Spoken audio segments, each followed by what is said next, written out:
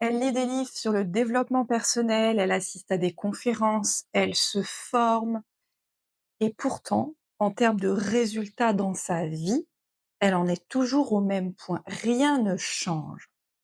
Eh ben oui, c'est normal et c'est ce que nous allons voir dans cette vidéo. Bonjour à toi, je suis Amélie Brossard, thérapeute, naturopathe et créatrice du programme Rencontre l'homme de ta vie.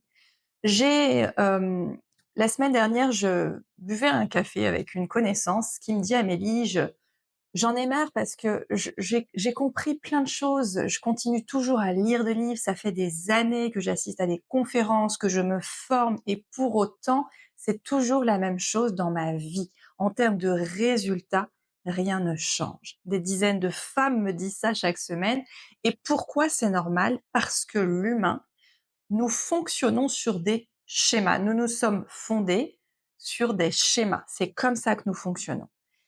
Et nos schémas qui ont été téléchargés de notre conception jusqu'à l'âge de 6, 7 ans vont ensuite construire les résultats que nous allons obtenir sur tout le reste de notre vie. Si on fait rien, en tout cas, pour reprendre la main sur ces schémas. Notre vie est dirigée à 95% par des schémas inconscients et 5% par notre conscience, notre mental.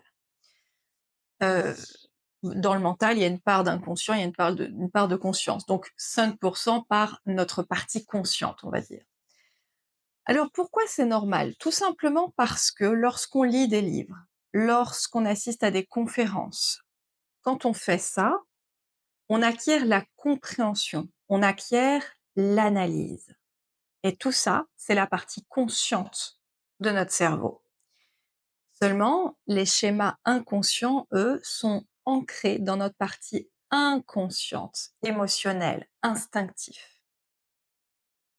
dans notre mémoire cellulaire également, de notre circuit neurologique. Alors, comment concrètement je vais m'y prendre pour changer ces schémas, puisque le fait de lire des livres, ça m'apporte la compréhension, mais pas le changement de mon schéma. Et c'est là où j'entends souvent: «Non, quand même, je suis contente, j'ai beaucoup évolué parce que avant, j'étais toujours, dans des relations toxiques avec des pervers narcissiques». C'est un peu le mot, à la mode en ce moment. Et maintenant, je suis contente parce que maintenant, je sais les repérer. Donc tout de suite, quand je rencontre quelqu'un ou autre, je le vois, je repère. Mais c'est pas ça la solution. La solution, c'est pas de réussir à les repérer parce que le résultat fait que, bah, elle est toujours seule. Non, la solution, c'est de déprogrammer ce schéma qui fait que j'attire à moi ce profil-là pour instaurer en moi le schéma de la réussite en amour.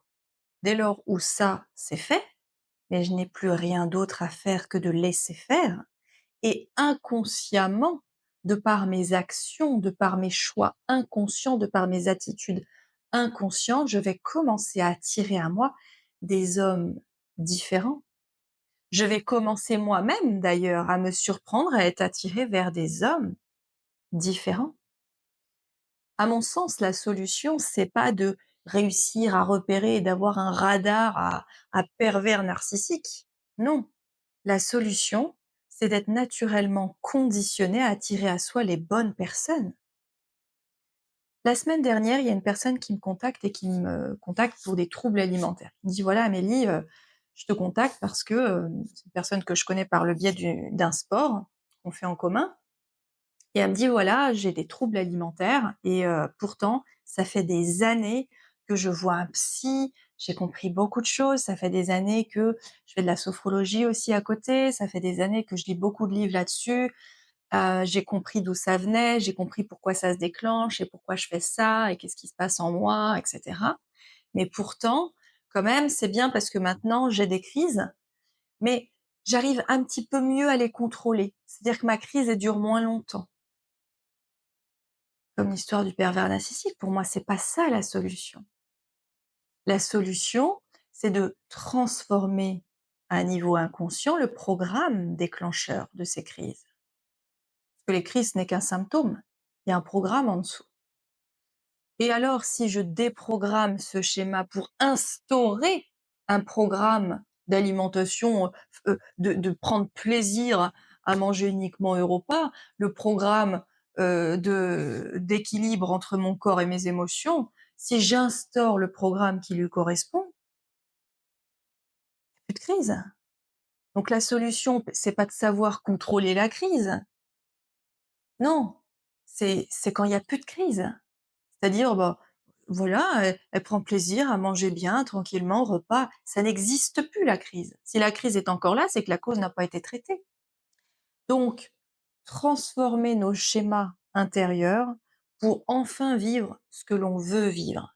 Et oui, effectivement, c'est normal de pas voir concrètement de changement dans les résultats que j'obtiens dans ma vie, tant que je n'ai pas été à un niveau inconscient, faire ce que j'appelle la rééducation neuro-émotionnelle pour transformer radicalement les schémas dans lesquels je baigne. J'ai créé un quiz dernièrement, heu, justement pour voir quels sont les points, qui te permettraient d'améliorer ta vie sentimentale. Ce quiz, il a été conçu pour voir si tu es naturellement programmé à la réussite en amour ou si tu as peut-être tel point ou tel point à réajuster pour que ça se passe parfaitement bien pour toi dans ta vie sentimentale. Grâce à ce quiz, tu vas pouvoir identifier les points de levier à travailler pour enfin vivre le bonheur que tu veux vivre dans ta vie sentimentale. Si ça t'intéresse, je t'invite à mettre en commentaire «Oui Amélie», «Yes Amélie» et avec grand plaisir, je t'enverrai le lien du quiz. Je te dis à très vite pour une nouvelle vidéo.